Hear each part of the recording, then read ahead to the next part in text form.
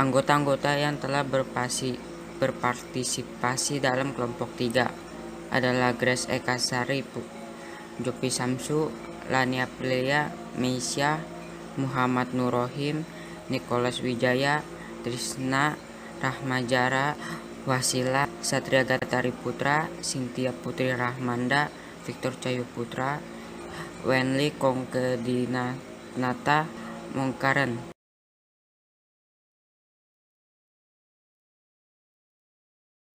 Pengertian pasar oligopoli. Apa itu pasar oligopoli? Pasar oligopoli adalah struktur pasar dengan sejumlah kecil produsen atau pedagang, di mana antaranya permain tersebut bisa secara signifikan mempengaruhi satu sama lain. Secara sederhana, pasar oligopoli adalah suatu kondisi di mana hanya terdapat segelintir perusahaan yang menguasai pasar. Sebagai gambaran, monopoli adalah suatu pasar yang dikuasai satu perusahaan. Monopoli adalah pasar yang dikuasai dua perusahaan, sementara pasar oligopoli adalah dikuasai oleh dua atau lebih pedagang atau produsen. Pasar oligopoli dapat dibedakan berdasar keragaman produk di dalam pasar menjadi oligopoli murni, produk homogen, dan oligopoli diferensiasi, produk diferensiasi. Pasar oligopoli adalah pasar persaingan tidak sempurna. Ini karena dalam ciri pasar oligopoli jumlah produsen atau pedagang tidak seimbang dengan jumlah pembelian atau konsumen.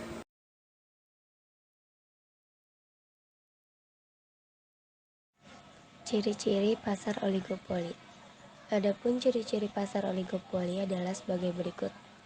Yang pertama, terdapat beberapa penjual atau perusahaan yang menguasai pasar. Yang kedua, barang yang diperjualbelikan dapat homogeni, dapat pula berbeda corak namun memenuhi standar tertentu.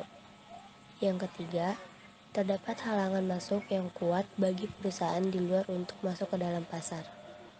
Dan yang keempat, suatu di antara oligopoli merupakan market leader, yaitu penjual dengan bangsa pasar terbesar. Jenis-jenis pasar.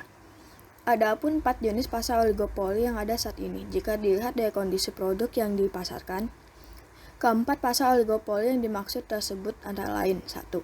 Pasar oligopoli kolusi. Pasar oligopoli kolusi yaitu pasar yang menentukan perubahan harga ditentukan dari kerjasama produsen dengan para kompetitornya. 2. Pasar oligopoli murni atau homogen.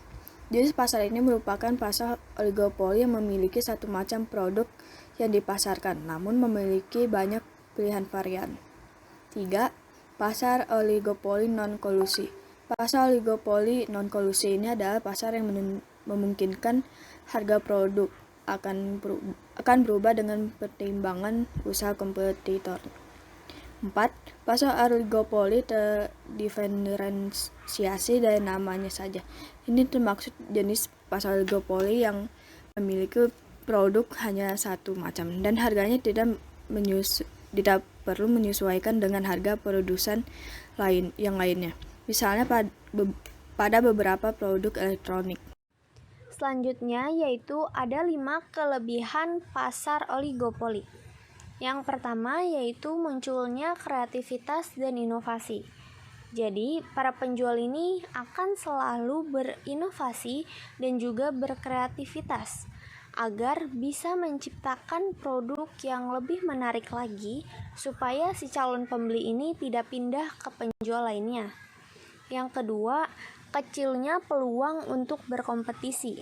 Jadi, pihak penjual ini tidak memiliki kompetitor, yang berarti dapat menimbulkan pertentangan yang terjadi di pasar akibat persaingan yang dapat berkurang. Apalagi jika monopoli ini dipegang oleh badan usaha milik negara, maka itu semua akan mudah terciptanya pemenuhan kebutuhan yang adil serta merata. Nah, yang ketiga yaitu lebih memperhatikannya kepuasan konsumen karena adanya persaingan terhadap penjual. Jadi kepuasan konsumen ini sangat-sangat berpengaruh sekali karena bisa saja dengan ketidakpuasannya seorang pembeli ini dapat membuat pembeli lainnya juga ikut merasakan ketidakpuasan tersebut. Nah, oleh sebab itu, banyak perusahaan yang sudah mulai menerapkan sikap yang baik dalam hal pelayanan maupun dalam hal kepuasan si pembeli, supaya pembeli ini dapat bersikap loyal dan bisa membeli produk pada perusahaan tersebut dalam jenjang waktu yang cukup lama. Selanjutnya yang keempat yaitu adanya penerapan teknologi baru. Jadi penerapan teknologi terbaru ini dapat memudahkan suatu perusahaan untuk bisa mengembangkan produknya supaya lebih diminati oleh para pembeli. Nah, yang terakhir atau yang kelima yaitu mampu melakukan penelitian dan pengembangan produk. Jadi dilakukannya penelitian ini supaya bisa mengembangkan produk suatu perusahaan supaya menarik si calon pembeli ini, dan juga perusahaan itu bisa menjadi pesaing berkat keunggulan kualitas produk yang ia miliki. Kelemahan pasar oligopoli. 1. Tingkat definisi rendah dalam persaingan oligopoli. Tidak ada efisiensi dalam menggunakan sumber daya sehingga perusahaan akan mencapai titik ongkos marginal yang sama dengan harga. 2. Adanya perang harga antar produsen.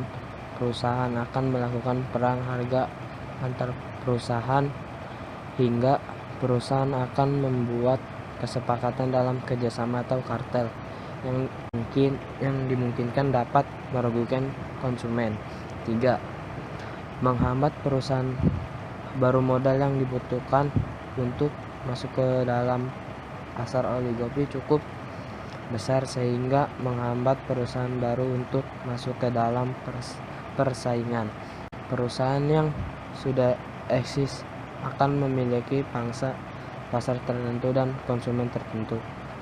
Pelanggan setia akan menghambat perusahaan baru yang akan masuk persaingan.